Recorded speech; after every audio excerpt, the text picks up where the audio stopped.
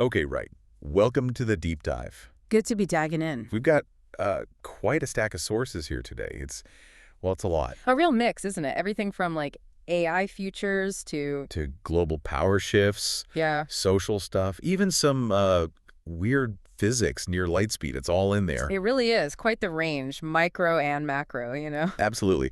So the plan basically is to dig into all this material, try and pull out the important bits, the key insights. You can see how they connect. Find the Yeah. connections, yeah. See what themes pop up across these sort of different topics. Exactly. Connect the dots. What are the underlying forces these sources are pointing to? We're looking for those insights, maybe some surprises. And hopefully a few aha moments for you listening. Yeah, should be interesting. Let's get started. Agreed. Okay, so one of the first things that really leaps out, I think, is this whole business about the speed of technology, especially AI. There's a sense of a dangerous gap opening up. Yeah, the sources really hammer this point, this idea that governments are woefully underprepared. That's the phrase For used. massive job losses, right? Predicted pretty soon. Exactly. It suggests the change is just happening too fast for, the usual government responses. And then, layered on top of that, there's this other concern, quite startling, really, that AI itself might just go out of control. Within 5 to 10 years, according to some views here, which Yes. is soon. It is soon. But then, here's the kicker, right? Even with that fear, that explicit worry about control, the sources say autonomous weapons. They're building them actively Yeah. now. Exactly. And it's framed as this U.S. versus China race, developing the very tech they're worried about losing control of. It just seems like such a contradiction, doesn't it? If you're worried about control. Why build weapons that are designed to operate without direct human control? Yeah. It's a major tension point in the material, for sure. Then that ties into privacy, too, doesn't it? This increasingly AI world. Right. One source points out that the sheer computing power needed for this stuff, it's measurable, loggable. So the implication is surveillance becomes easy. Yeah. Everything is potentially trackable. Pretty much everything becomes easy to surveil. But then there's this counter argument in the sources, which is interesting. Okay. That maybe the problem isn't the tech itself, but accountability. If you can measure and log the compute usage, No, then maybe you can actually track who's doing what, create some oversight. potentially, yeah. Yeah. It could change behavior, theoretically. Hold people Right. or AI accountable. So it's this massive tension, dystopia on one hand, job losses, rogue AI, total surveillance. Scary stuff. Yeah. But on the other hand, these sources also talk passionately about creating an intentional future, Meaning. meaning focusing on human well-being, making people happier and more productive, feeling valued, having purpose. The idea is that this future isn't just happening to us. You can shape it, guide it. Exactly. Yeah. That's the powerful message there, Yeah. emphasizing human agency. But there's always a but, isn't there? Some sources are saying this time is different. Yeah, that adapting to this change feels different, faster, maybe even harder than, say, the Industrial Revolution. It's not just another shift, perhaps. The scale and speed feel unprecedented to some. Yeah. And okay, maybe there's massive GDP growth coming from all this AI. There's huge potential wealth creation mentioned, yeah. But the big question is, where does all that money go? Yeah. Who actually benefits? Right, which brings us to another key point from one source. This idea of civilizing the world in an age of technological progress. Sounds grand. What does it mean practically? It means ensuring the average person maintains economic leverage, basically keeps the ability to earn a living, participate. Without that. The social contract breaks down. The whole agreement between people and society just Yeah. doesn't work anymore. That's the argument. It's fundamental. There was also that more optimistic take, Yeah. that maybe more intelligence leads to more altruism, a potential utopia. Yeah, a bit idealistic perhaps, but it's in there. The thought that higher intelligence, AI or otherwise, might become more pro-life, more considerate. But even that view stresses vigilance, right? Yeah. Bad actors, offline tech. Oh, absolutely. Vigilance is key, even in the optimistic scenarios, because the risks are just too high. Control, displacement, unintended consequences. It's a minefield. Navigating that, especially making sure the benefits are shared and society stays stable, that Yeah. seems to be the core challenge highlighted here. Definitely. And this pressure, this economic pressure driven by tech, it connects directly to what people are feeling right now. Okay, yeah, let's pivot to that. The current economic reality described in the sources, it's pretty grim for a lot of people. It really highlights the squeeze on the average person. The cost of living is just Soaring. The details are stark. Rent, for instance, exploded. Half of renters spending 30% or more of their income just on housing. Which is huge, and the sources show wages just haven't kept up, not even close. So millions are barely scraping by. The average American doesn't have much or any emergency savings. And it's not just rent, food prices. Wow. One source said up around 170% since 2019. Leading people to finance groceries, even fast food, using buy now, pay later. Think about that. Putting milk and eggs on a payment plan. It tells you something about the pressure, doesn't it? It really does. And this immediate pressure, it links back to the job displacement fears, right? Back to AI and automation. Absolutely. Mass layoffs are mentioned. Amazon's huge robot workforce is giving as a concrete example. It's happening now. So what's the response? Well, the sources note government programs like Section 8 housing assistance are expanding. Which sounds like a safety net. Necessary, perhaps. But there's a strong counterview in the material. That government help historically comes with a catch. And that catch is Control. Ultimately control. And check this out, a really telling detail from the sources. Big real estate investors like Peenham Partners, they're launching specific Section 8 rental funds. Because government guaranteed rent is seen as a risk-free payday, they're literally betting on more people needing government help. Wow. That really underlines the concern some sources raise, doesn't it? Yeah. Relying on government money means giving up control. Yeah, the progression is laid out starkly. Rent assistance today, universal basic income tomorrow. A path towards dependence. And this is all happening while the U.S. government itself is deep in debt, over $36 trillion mentioned. With spending way higher than revenue, the sources suggest the potential outcomes are pretty rough. Massive tax hikes, runaway inflation. Or a shift to universal basic income just to manage the fallout, keep people afloat. It's presented as a possible path. And there's that warning, too. Nothing is more permanent than a temporary government program. Once you start down that road, It's hard to turn back. Dependence becomes the norm. which leads to this call in the sources for basically self-sufficiency. Get out of debt, store food, live independently. It's framed as not optional anymore. Because the argument is once the government takes control of your basic needs, it's not going to be given back. And all this economic strain, this potential shift towards dependence, it feeds into this feeling that the middle class is collapsing. At an alarming rate, yeah. Rising homelessness is mentioned as a visible sign, but also just the sense people have. The feeling of falling behind even though you're doing everything right. Yeah. Playing by the old rules, but the game has changed. Exactly. The old social contract feels broken to many. Okay, so we have tech pressure, economic pressure. These are massive forces, and they're playing out against this backdrop of shifting global power and politics. Let's broaden out to that, another huge focus in this stack. And some really provocative viewpoints here. Challenging, unsettling for some, suggesting fundamental shifts in the global order. Definitely. I mean, some sources straight up claim Europe is heading for total and utter destruction, linked mainly to migration issues. And citing experts' warning of a potential civil war, but where, chillingly, only one side is fighting. These are direct claims from the sources we reviewed. And the material suggests that trying to fix this through normal politics isn't working. Right. Examples like right-wing parties winning votes in places like the Netherlands, but then nothing happens. Coalitions water things down or the legal system steps in, deems policies against European law or human rights, blocks them. And it goes further. Some sources allege the legal system targets individuals, people who dare to speak out against the regime. Arrests, prosecutions mentioned. There's that specific claim about Keir Starmer in the UK, turning it into an unfree country, introducing sentencing where white men will be punished harsher. One speaker calls it apartheid. Again, stressing these are claims from the sources. Serious claims. And they offer anecdotes to back this up. German activists supposedly banned from travel, detained on return. Someone's phone allegedly targeted with mercenary spyware. Spyware normally used for terrorists, but allegedly used on a law-abiding citizen who just disagrees with the government line. That's the claim presented, all building this picture from some sources that democracy is dead. But the illusion is kept alive.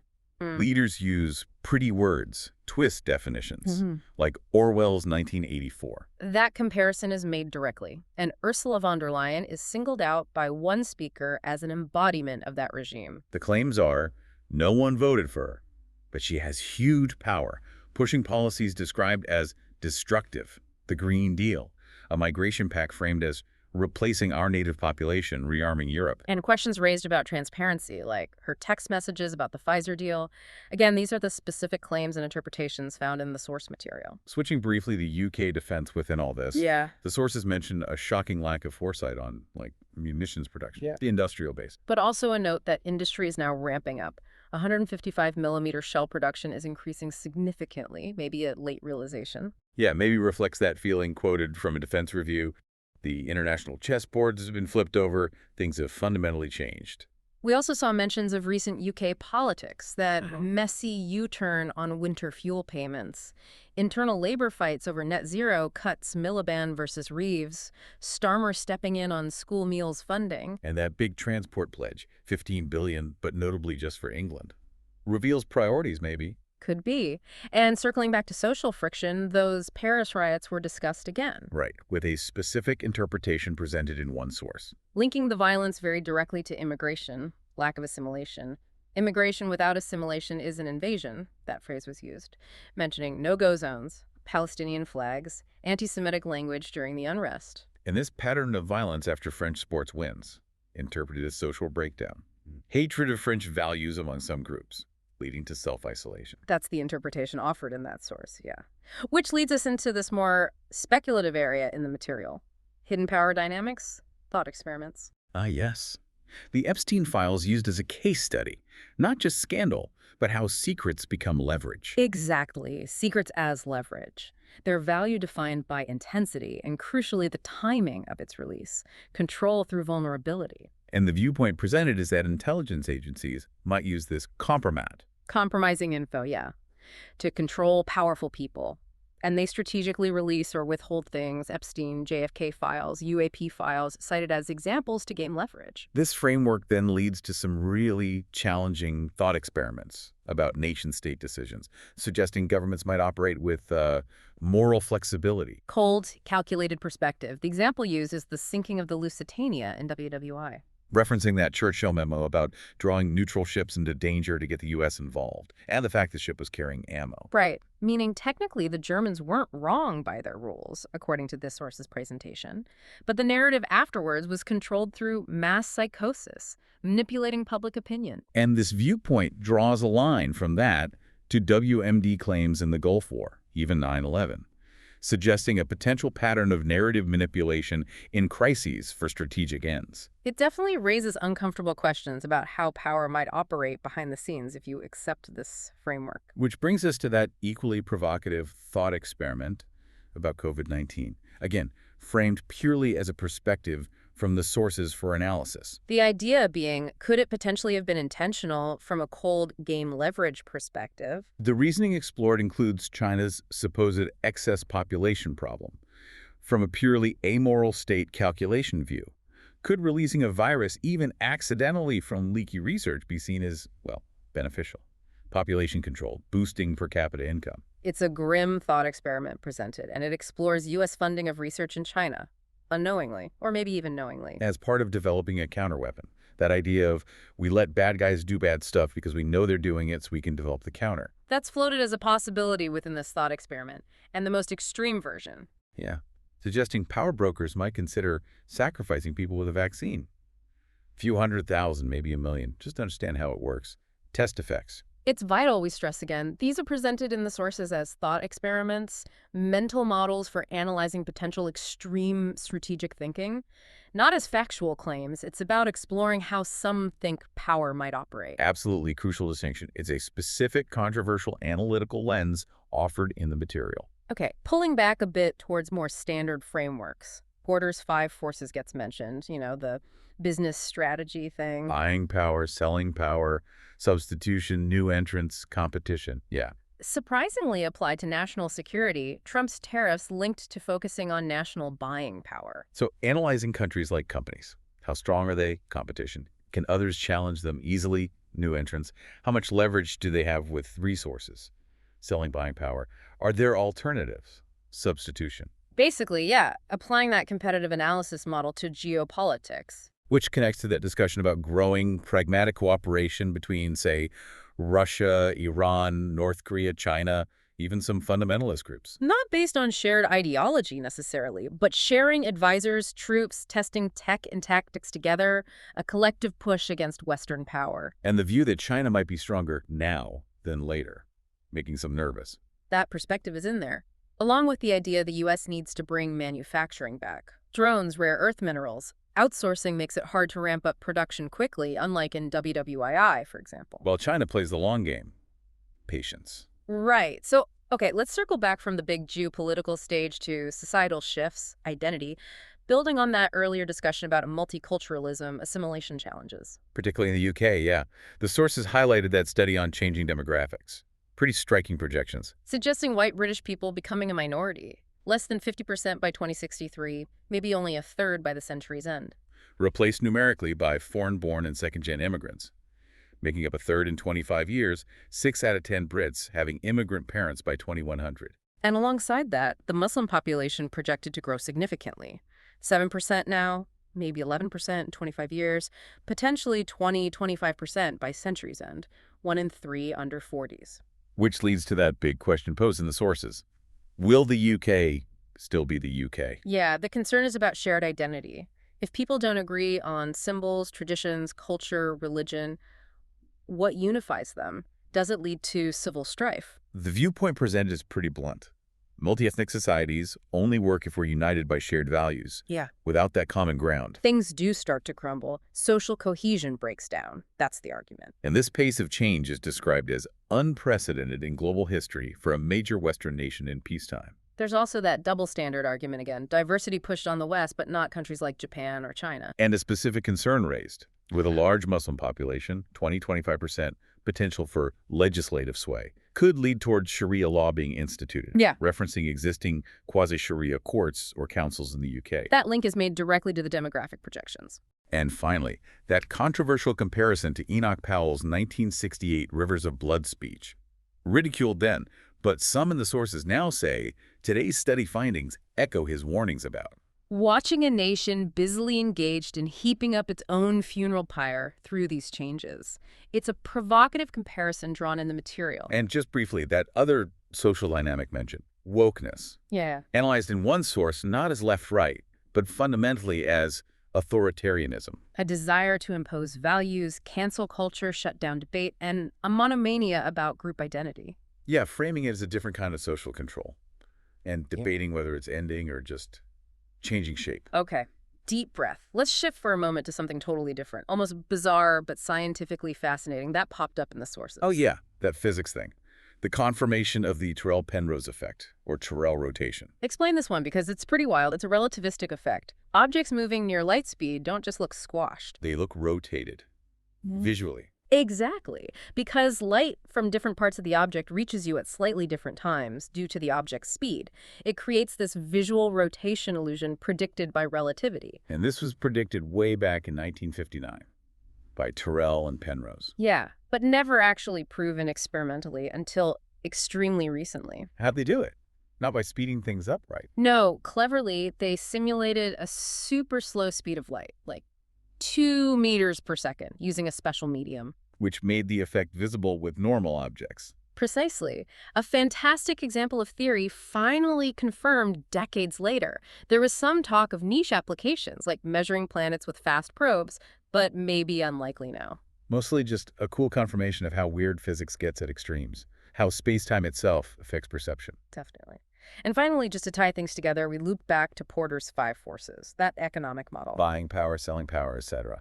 Being used to think about national security, geopolitics, looking at countries as competitors, assessing their leverage, dependencies. It's a reminder that these different fields, economics, politics, even physics, they aren't totally separate. They influence each other. So where does all this leave us? We've covered a huge amount of ground from this diverse stack: the speed of tech, AI's impact on jobs, control, the paradox of autonomous weapons. The massive economic squeeze on ordinary people, the potential breakdown of the social contract, the rise of dependence. The complex, sometimes hidden dynamics of global power. Those challenging thought experiments about leverage, moral flexibility. The big societal shifts around identity, demographics, the struggle for shared values, plus that detour into relativistic physics and economic strategy applied globally. And the main takeaway seems to be, These things are all connected. They're intertwined forces, putting immense pressure on our world, reshaping it profoundly. From the grand scale of global systems down to, well, how light travels. Exactly. It leaves you with a lot to chew on. So the final thought for you, the listener. In this world, with structures under pressure, information as a tool of control, complex forces swirling, what mental framework will you use? How do you navigate all this, understand it, decide how to act? How do you find the signal in all this noise? Figure out where you stand, what matters, when everything feels like it's changing so fast and is so interconnected. That's the challenge, isn't it, for all of us trying to make sense of today? It's definitely a question worth pondering as you step away from this deep dive.